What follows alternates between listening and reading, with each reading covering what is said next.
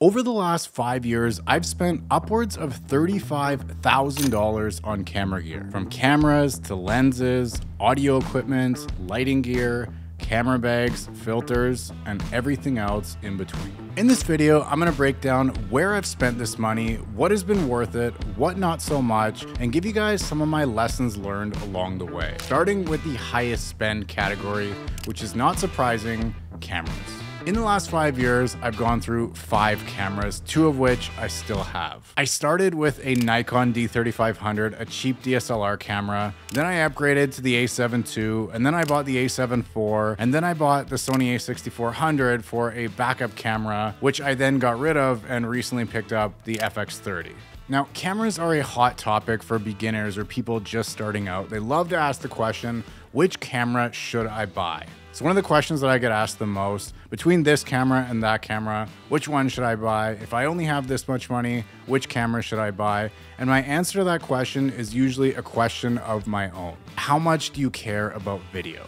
Obviously, of course, coupled with the question, how much money do you have to spend on a camera? Now, the reason why I ask if video matters or not is because from a photo perspective, most cameras are fine. My first camera, the Nikon D3500, though it took awful videos, the photo quality was actually totally fine. So I would say if you're just starting out or you're looking for a camera strictly for photography, pretty much any camera that you can buy will be fine. The most important thing when it comes to shooting photos, which we'll get into a little bit later, are the lenses that you shoot with. So once we've answered the question, does video matter, which for most people to some degree it does, then we need to address some other really important considerations when it comes to buying a camera. The first of which is the brand of the camera or the ecosystem that you're buying into.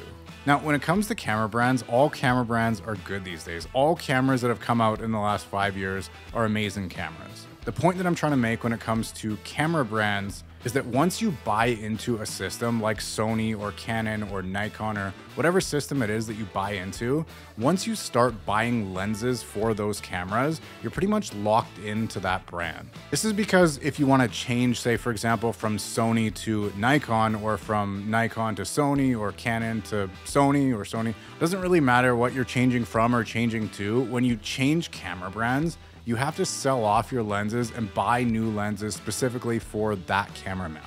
Now, I know a lot of you are gonna say, no, you don't. You could buy a lens adapter that'll adapt from one mount to another. And while that's true, that's not really ideal. You don't wanna be shooting on a Sony camera with all Canon lenses. So eventually you probably will end up selling your old lenses to buy lenses specifically for your camera. So when it comes to camera brands, just know that once you buy into one, you're most likely going to be stuck with it for a while. I've obviously gone with Sony over Canon, although both cameras are amazing. The main reason that I went with Sony personally is because there's so many third-party lenses out there. So I can buy cheaper Sigma and Tamron lenses that are just as good quality as the Sony lenses for my A7 IV, but at a fraction of the cost. I know Canon's working on unlocking the mount, and there are some third-party lenses that have come out recently for Canon, but there's not nearly as big of a selection as there is for Sony.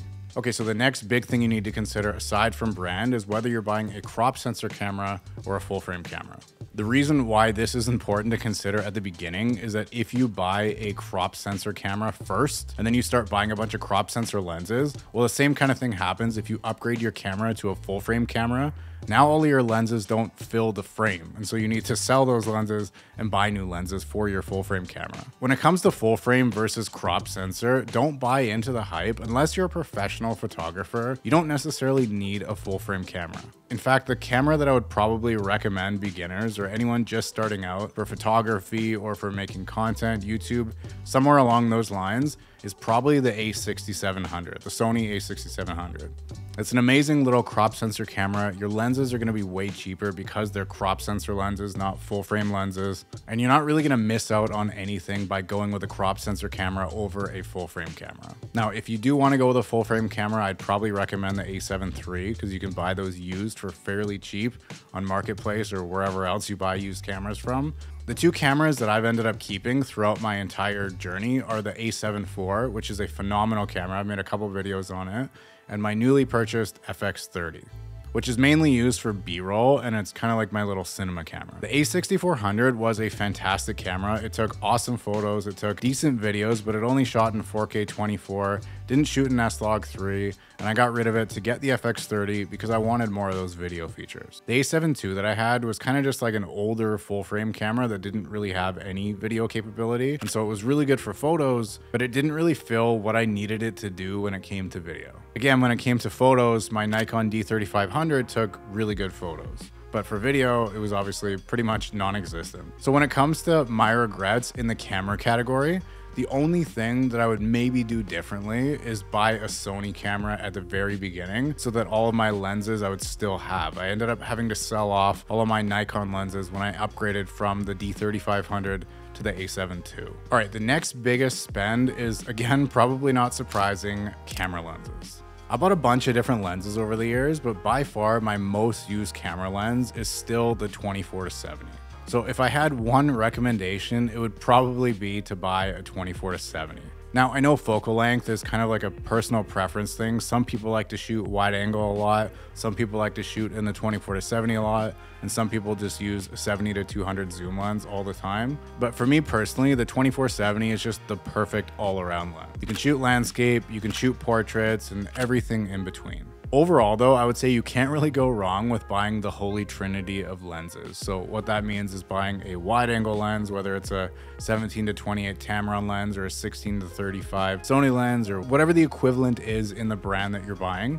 A wide angle lens, a medium lens, so that 24-70 2.8 lens, and then a zoom lens. So whether that's a 70-200, it's a 70-300, it's a 100-400, whatever it is that you prefer, just something that shoots longer. You can't really go wrong by buying those three lenses. Now, when it comes to prime lenses, you can't really go wrong with a 50mm lens, and that's probably the one prime lens I would say everyone should buy. And the reason why I say that is because you can buy it for pretty much any camera system for around $300 for a 50mm f1.8 lens, which is going to get you really nice shallow depth of field shots, and it'll give you some experience with shooting with prime lenses, which I think is super important. Now, personally, my favorite prime lens is my Sigma 35mm f1.4. I just really love the 35mm focal length. It's a personal preference thing, but I just like how it's a little bit wider. I can still shoot landscape, I can get full body shots, and for me, it's just kind of the perfect all-around prime lens. Some other notable mentions in this category for me. One, the Sirui Nightwalker cinema lens. It's a fantastic little cinema lens that I bought for like $250 on AliExpress. It's a 24mm f1.2 crop sensor lens, so it's perfect for my FX30 cinema camera. Really amazing little manual focus cinema lens that takes amazing footage. The 85mm f1.4 lens for me just wasn't really my cup of tea. Don't get me wrong, the photos that come out of an 85 1.2 or 1.4 are fantastic. And for a lot of people, it's their favorite portrait lens, but for me, I don't really like being that far away from my subjects when I'm shooting, and it's a little bit tight. So for me, I didn't really like it. So eventually I ended up getting rid of it because I just didn't really use it that much. The same goes for my 100-400 lens. I know I said that you can't really go wrong with the holy trinity of lenses, including a zoom lens like a 100-400, which is true, but for me, I had it for over a year and a half and I've only taken like 500 photos on it. So it didn't really make sense for me to keep it when I barely used it. Another little random lens that I ended up buying and returning almost immediately was the Tamron 20mm f2.8 lens. I don't know why I bought it. It was kind of a spur of the moment thing, but it was kind of a weird purchase because it's not that wide and it's not really a good portrait lens, or like, I'm not really sure what purpose I was trying to serve or fill or whatever by buying this lens. So that was definitely a regret that I had in the lens category. That being said, when it comes to lenses, it's hard to have a lot of regrets because they retain so much value. So even if you buy a lens that you don't like or you don't use, you can resell it for most of the value. I would say probably my biggest takeaway from lenses, and one of my biggest pieces of advice for people when it comes to lenses, is to buy third-party lenses. You can get just as good quality by buying a Sigma lens versus buying a Sony lens. And I'm talking about like to the average person, to just looking at the photos, not zooming in 10 times, trying to find chromatic aberration or abnormalities or whatever, looking at a photo from a Sigma lens, it looks perfect. It looks totally fine. You're not gonna notice the difference between a lens like a Sigma lens versus a Sony lens or a Canon lens. So save yourself some money, buy a Sigma lens or buy a Tamron lens and not a Sony lens. All right, now next up is drones and action cams, which I've spent quite a bit of money on. The big star here is the DJI Mini 4 Pro. I recently made a video on it. It's a fantastic little drone, takes amazing photos, amazing videos. I don't have any complaints over it whatsoever. I upgraded from the DJI Mini 3, and that was also a fantastic little drone. I just wanted some of the features in the Mini 4 Pro. Some of the other purchases in this category are the GoPro Hero, I think 11 is what I have right now. I had the 8 before, upgraded to the 11. The 8 was okay, the footage was fine, but the battery died way too quick. So I upgraded to the 11 and I was able to buy the Enduro batteries, which last longer in cold weather. And what I use the camera most for is for snowboarding. And so when I upgraded to the 11 and I got those cold weather batteries, it was a way better experience.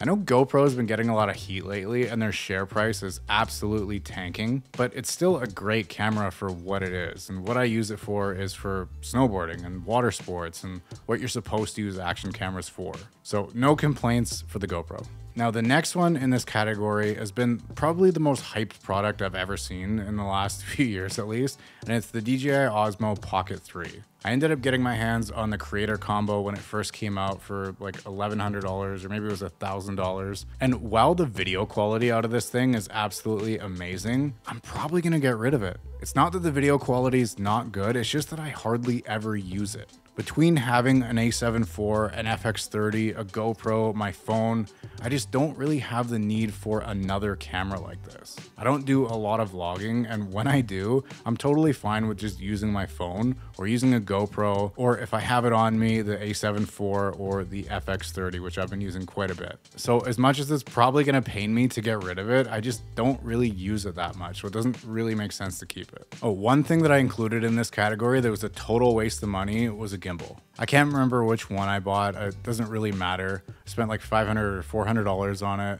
but I just never used it. I bought it because obviously it came out. There were all the hype videos that came out. All the creators put out all the videos on it. And I thought, oh yeah, I need a gimbal. No, I don't. Why do I need a gimbal? If you're doing work where you know you need a gimbal, you'll know that and you'll buy it for that. But unless you have a job where you absolutely know that you need a gimbal, you probably don't need a gimbal. All right, next up is other, and I didn't really know where to put a lot of the stuff in this category, so I just threw it all in this category. But in here are things like camera cages, all the accessories that go on the camera cage, V-mount battery, an external monitor, tripod, camera strap, just a whole bunch of random stuff went in this category. There aren't really any huge purchases in this category. It's a whole bunch of small purchases that just add together to be this much money. But some takeaways that I have from this category are not to cheap out on a tripod.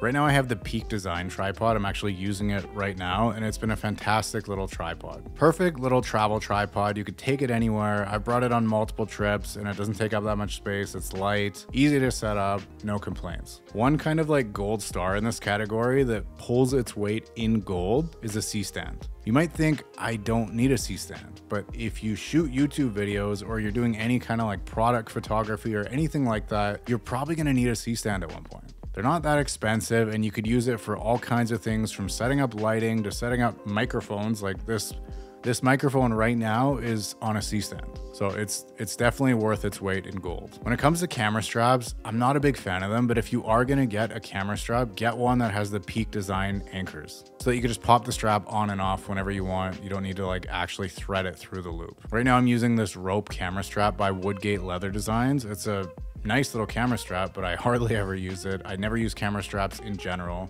but it's definitely my favorite of the camera straps that I've had. One item that was in this category that I ended up sending back almost immediately after I bought it was a teleprompter. I used it to make one video and I absolutely hated it. I hated how it looked like I was reading a script. I hated everything about it. It just made it super awkward. I don't really like filming videos that way. Some people might, so it might be a good purchase for some people, but for me, I regretted it right away and returned it immediately. Next up is audio. Obviously, audio is super important. I've said it many times, audio is half your videos. Now, I spent a lot of money because I bought a bunch of different microphones, which I still have, from smaller shotgun mics to bigger shotgun mics to wireless mics to this big beast here, the Shure SM7B. They add up, they're pretty expensive, but they're totally worth it. Now, you don't need all of these microphones, you just need one good microphone. Probably the one that I'd recommend is this one, the Shure SM7B, although it's probably out of the price range of a lot of people. It's really expensive and you can get a good microphone for a lot cheaper. The Rode VideoMic NTG, for example, is a $300, I think, microphone, and it's just as good. Probably not just as good, but it's good enough and it sounds awesome. For some reason, I've spent a lot of money on camera filters. You probably guessed it, it's because I bought a lot of the Polar Pro ones. Now, to be fair, the Polar Pro ones are very good, but I don't know that they're worth the money. Because I live in Canada, I'm buying them in American dollars, and then I'm also shipping them, and then when they cross the border, I pay duties on them. So they end up costing me like $200 in Canadian for each filter. So it's kind of expensive when I can just buy like a KNF filter, or there's lots of other camera brands that make camera filters that are maybe not as good, but they're good enough, you know, where you don't need to spend this much money on camera filters, but it is what it is at this point. One camera filter I would say is like my best buy. I guess two camera filters I would say are my best buys. Short Stash Everyday filter. When it comes to photography, I actually have two of these. I have one on my 35mm lens. I have one that fits my 24-70, and obviously I have step-up rings, so I can use that on all of my other lenses, but I use this thing for pretty much every photo that I take now. It's a great filter. It's a polarizer and like a quarter mist, or maybe it's an eighth mist. Very small amount of diffusion, but just enough that it makes the lights glow a little bit, makes skin tones a little bit softer. I love it. And then for just normal videos like this, I just use a Polar Pro quarter mist filter. So between those two filters, that's probably all I need, and a variable ND filter, obviously. The rest of the stuff that I bought, I probably didn't need to buy. Ooh, one of my favorite categories, backpacks. I spend a lot on backpacks, but backpacks are pretty expensive, so this actually isn't that many backpacks. My favorite travel bag by far is the Nomatic Peter McKinnon one. The thing is absolutely massive, but it fits everything that you could ever need and more. So many pockets, so many compartments, so many ways to customize it. It's ridiculously expensive, but in my opinion, it's totally worth it. Now, when it comes to just everyday city bags, just going around taking photos, whatever, I still have the Peak Design bag. Wasn't a huge fan. I don't know why, it just never really fit right. It just wasn't my favorite. I also have the Peter McKinnon Luma bag, I think it's called, the orange one, which is a nice bag. I think it's a little bit too stiff, but I still use it all the time. And then I also have a Brevity bag, which I actually got for free, so it doesn't even need to be in this category because I didn't spend any money on it, but I use that one quite a bit as well. So I kind of shuffle between the orange Luma bag and the Brevity bag depending on what I'm doing. But to be honest, this isn't really a category that I've satisfied my need for yet, personally. Like I said, the bags they're fine, but I haven't really found a bag that I absolutely love in the everyday category. So if you're a company that has a nice camera bag in the everyday category, hit me up. I think it's hilarious how the last category on this list, the thing that I've spent the least on, is lighting. Like, how have I spent more on camera filters than I have on lighting? And it's because you really only need one good light.